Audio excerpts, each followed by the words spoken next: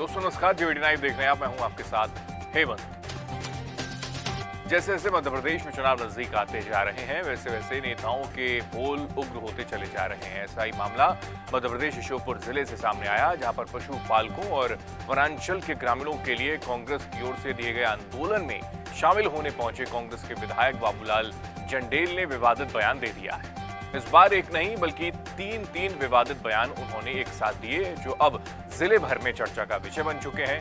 कांग्रेस विधायक जंडेल ने संबोधन के दौरान कहा कि भाइयों, अगर सरकार आई तो आप इसकी चिंता मत करो, जंगल में बकरियों को जलाने वालों को मैं जिंदा जला दूंगा। वो यही नहीं रुके और कहने लगे कि बाहर था, मुझे सुनने में आया था कि पुलिस वालों ने लोगों को मारा पीटा है।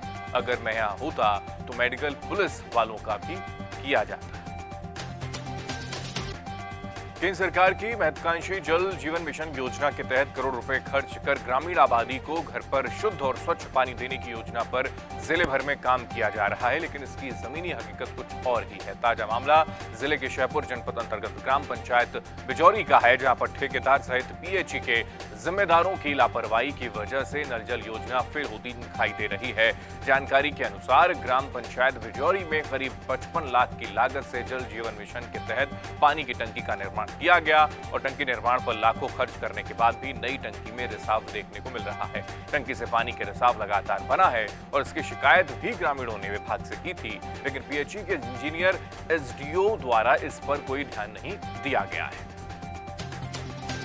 वहीं ग्वालियर में सांप्रदायिक सौहार्द की मिसाल देखने को मिल रही है। हम आपको बता दें कि 90 साल की बुजुर्ग महिला की मौत के बाद उसे अपनों ने नहीं बल्कि एक मुस्लिम परिवार ने कंधा दिया है। कोई बेटा नहीं था, इकलौती बेटी थी।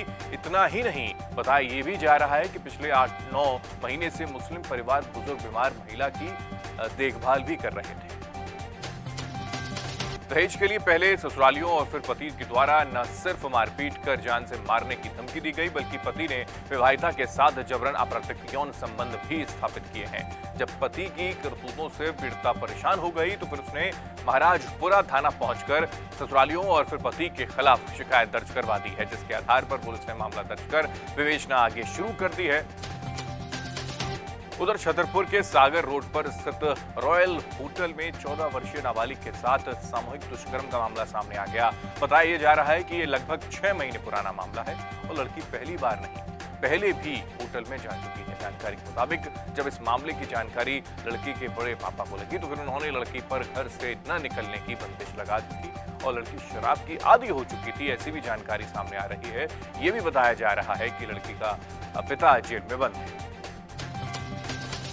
मध्य प्रदेश के दमोह जिले के कोतवाली थाना क्षेत्र में लगातार हो रही चोरी की वारदातों पर अंकुश लगाने के लिए पुलिस विभाग लगातार असफलता उनको हाथ लग रही है, क्योंकि लगातार ऐसी छापेमारी करने के बावजूद भी चोर पकड़े नहीं जा रहे। हालांकि हाल ही में एक पुलिसकर्मी के घर में सेंध लगाकर चोरी करने वाले 2 शातिर चोर कोमल वंशकार और सूरज वंशकार को कोतवाली पुलिस ने गिरफ्तार कर लिया है, जिनसे लगभग 2,75,000 के कीमती माल जब्त कर लिए गए।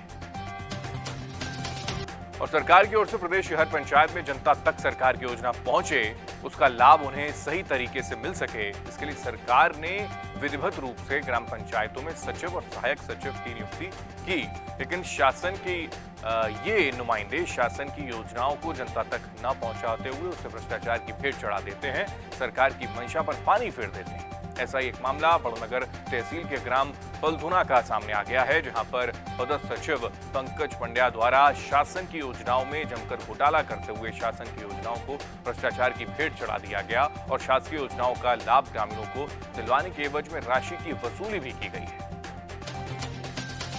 नरसिंहपुर जिले में एक बार फिर से शर्मसार होने वाली घटना सामने आ गई, जहां पर 4 साल की मासूम बच्ची के साथ नरसिंह पब्लिक स्कूल के कर्मचारियों ने दुष्कर्म का प्रयास किया। जानकारी के मुताबिक परिजनों की ओर से नरसिंहपुर थाना त्वाली में शिकायत दर्ज करवा दी गई है। अमरवाड़ा नगर के शासकीय स्नातक महाविद्यालय में युवा प्रकोष्ठ और नवनियुक्त जन भागीदारी समिति के तत्वाधान में युवा दिवस के अवसर पर युवा संवाद कार्यक्रम किया गया।